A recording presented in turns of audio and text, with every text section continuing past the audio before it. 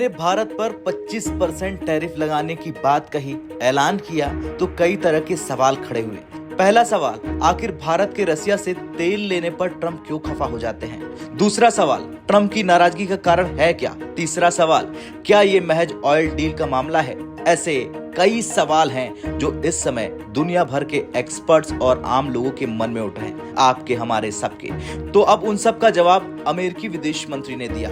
क्या है ट्रंप की झुंझुलाहट की वजह और भारत अब क्या कुछ कर सकता है अमेरिका के टैरिफ के खिलाफ? चलिए समझते हैं विस्तार से। दरअसल ये है अमेरिका के विदेश मंत्री, नाम है मार्को रूबियो, जिन्होंने साफ कर दिया कि सिर्फ भारत और रूस के बीच बढ़ती दोस्ती और तेल खरीद ही ट्रंप की परेशानी की वजह नहीं है, बल्कि कुछ और भी फैक्ट्स हैं जो एक तरफ से तो इंडिया यूएस ट्रेड डील नहीं होने दे रहे हैं और दूसरी तरफ डोनाल्ड ट्रंप की इरिटेशन की वजह बन गए हैं। फॉक्स न्यूज को दिए एक इंटरव्यू के दौरान रूबियो ने कहा कि अमेरिका के राष्ट्रपति इस बात से नाराज हैं कि भारत लगातार रूस से तेल खरीद रहा, जबकि उसके पास तेल खरीदने के लिए कई अन्य विकल्प भी मौजूद है। इससे रूस को यूक्रेन के खिलाफ युद्ध लड़ने में आर्थिक मदद मिल रही। इतना नहीं, इसके आगे भी अमेरिका के विदेश मंत्री कहते हैं कि भारत की ऊर्जा जरूरतें बहुत बड़ी है, इसमें तेल, कोयला, गैस जैसी चीजें शामिल हैं जो उसकी अर्थव्यवस्था को चलाने के लिए जरूरी है, जैसे हर देश के लिए होती है, और वो इन्हें रूस से खरीदता है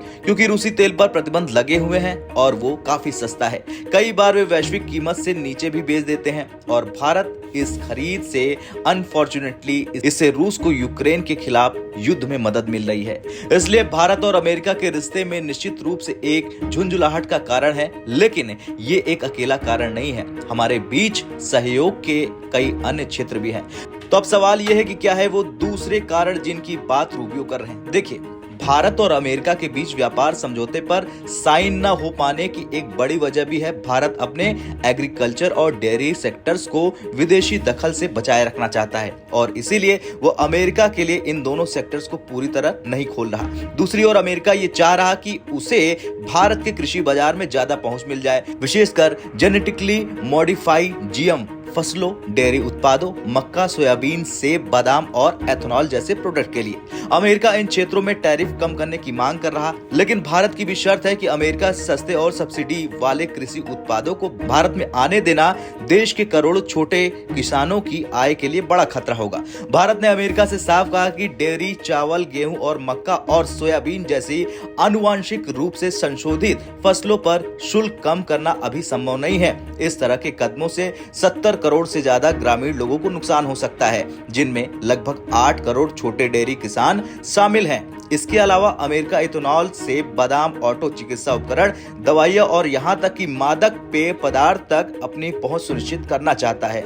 वो ये भी चाहता है कि भारत अपनी गैर शुल्क बाधाओं को कम करे, सीमा शुल्क नियमों को सरल बनाए और डेटा भंडारण, पेटेंट और डिजिटल व्यापार से संबंधित कानूनों को ढील दे। खैर, कुल मिलाकर ये समझ में आता है कि भारत और अमेरिका के बीच ट्रेड डील में देरी दोनों ही देशों के रिश्तों को उलझा सकती है। अब देखना यह होगा कि अमेरिका के इस बयान के बाद भारत क्या जवाब देगा। आपका क्या कुछ कहना है? भारत को किस तरह से अमेरिका को माकूल जवाब देना चाहिए? कमेंट कर जरूर बताएं। ब्यूरो रिपोर्ट, भारत तक।